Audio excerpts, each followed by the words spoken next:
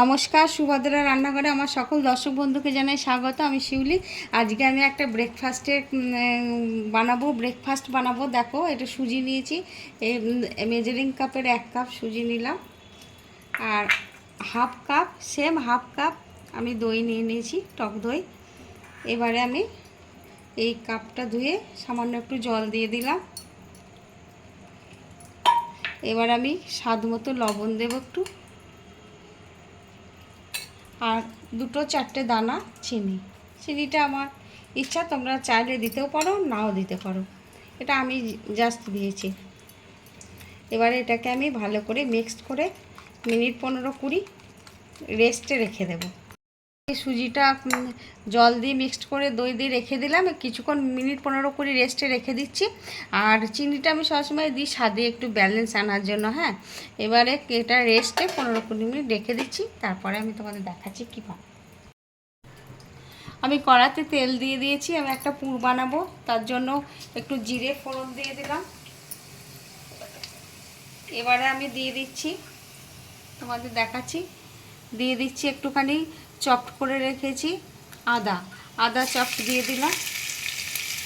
রসুন এটা কাঁচা লঙ্কা চপড করা আছে, দিয়ে দিলাম।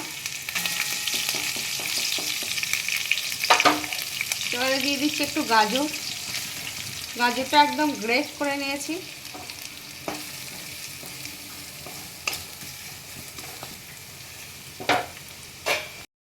এবারে আমি ক্যাপসিকাম গ্রেটটা দিয়ে দিচ্ছি।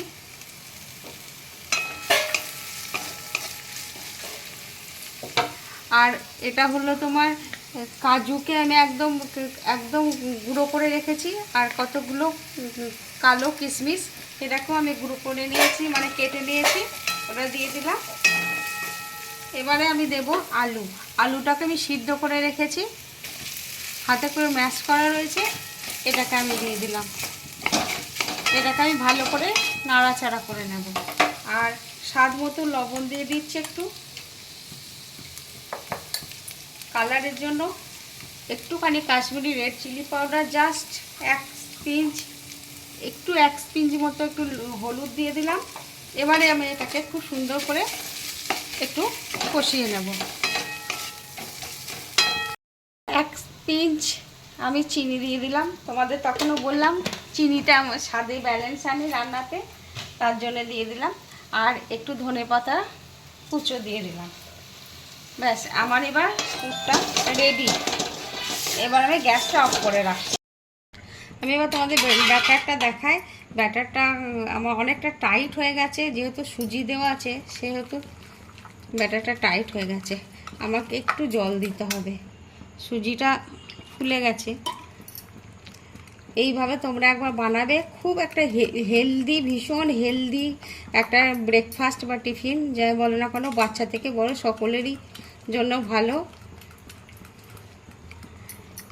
আর একটু জল লাগবে, সামান্য 1 ফোঁটা জল দিয়ে দিচ্ছি। এবার আমার ব্যাটারটা পুরো রেডি হয়ে গেছে। আমি এর মধ্যে সামান্য 1 ফোঁটা ইনো দিয়ে দিচ্ছি।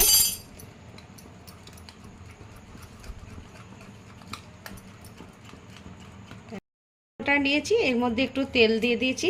তেলটা ভালো করে চারিধারে মিক্সড করে নেব, লাগিয়ে দিলাম। এবারে আমি এই মিক্সচারটা এই পাত্রের মধ্যে ঢালবো।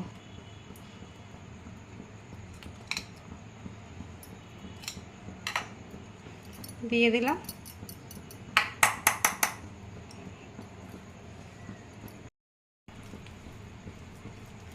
এই যে এটাকে আমি টিকিয়ার মতো এরকমভাবে একটু বড় করে বানিয়ে নিচ্ছি। মধ্যে আমি দিয়ে দিলাম।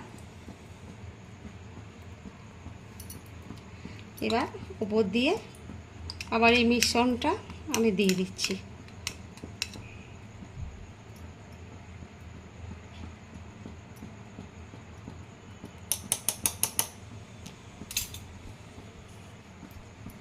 গ্যাসে কড়া বসিয়ে দিয়েছি আর জল দিয়ে দিয়েছি, ওর মধ্যে একটা স্ট্যান্ড দিয়ে দিলাম।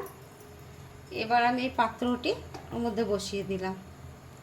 এবার আমি চাপা দিয়ে দেব, মিনিট 10 মতো রাখবো।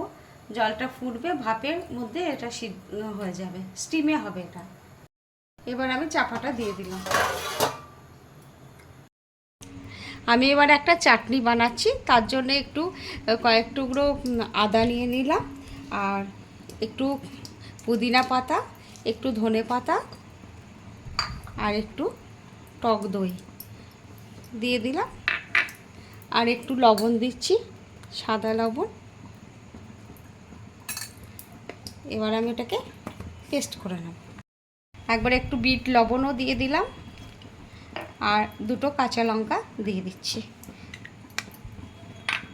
একটু এটা আমার গন্ধরাজ লেবু, তার রসও দিয়ে দিলাম। এবার এটাকে আমি ব্লেন্ড করে নেব। গ্রিন চাটনিটা রেডি হয়ে গেছে, আমি এবারে ঢেলে নিলাম। আর ওর মধ্যে এক ফোঁটা ভাজা মশলা দিয়ে দিচ্ছি, জিরে ভাজা আর কি, ভাজা মশলা মানে জিরের ভাজা গুঁড়ো আমি একটু ছড়িয়ে দিলাম, আর একটু চাট মশলা ছড়িয়ে দিচ্ছি। ব্যাস, আমার রেডি গ্রিন চাটনি। এবার আমি চাপাটা খুলে দেখছি, খুব ফুলেছে, দেখো কীরকম। আমি এবার একটা কাবাব কাঠি দিয়ে আমি একটু চেক করে নিচ্ছি। হ্যাঁ, হয়ে গেছে। এটা আর লাগছে না, হাতে চিটচিট করছে না। আমি গ্যাসটা এবার আমি অফ করে দিলাম। ঠান্ডা হলে তোমাদের আমি এখান থেকে ডিমোল্ড করে দেখাবো।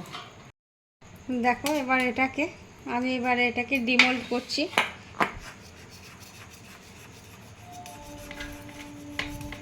একদম জালিদার হয়েছে, জালি জালি হয়ে গেছে। ডিমোল্ড করে নিয়েছি, এবার আমি তোমাদের কেটে দেখাচ্ছি কীরকম হয়েছে।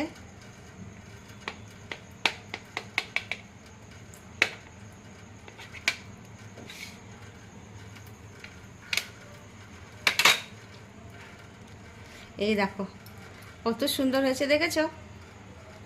দারুণ দেখতে লাগছে, আর খুব নরম সফট হয়েছে, ভীষণ সুন্দর হয়েছে। তোমরা একবার এভাবে বানাবে, বানিয়ে খেয়ে দেখবে এবং আমাকে কমেন্ট করে জানাবে তোমাদের কেমন লেগেছে। সুজির ব্রেকফাস্ট, হেলদি বা টিফিন যাই বলো না কেন। আর তোমরা আমার চ্যানেলটি এখনও পর্যন্ত যারা সাবস্ক্রাইব করোনি তাদের কাছে অনুরোধ রইল, প্লিজ আমার চ্যানেলটি একটু সাবস্ক্রাইব করে দেবে, বন্ধুবান্ধব আত্মীয় স্বজনদের সাথে একটু শেয়ার করে দেবে প্লিজ। আর তোমরা সবাই আমার সাথে আছো, তাদেরকে জানাই অসংখ্য ধন্যবাদ এরকমভাবে আমাকে সাপোর্ট করার জন্য, ভালোবাসার জন্য। তোমাদেরকেও আমি অসংখ্য ধন্যবাদ জানাই এবং অনেক অনেক ভালোবাসা জানাই।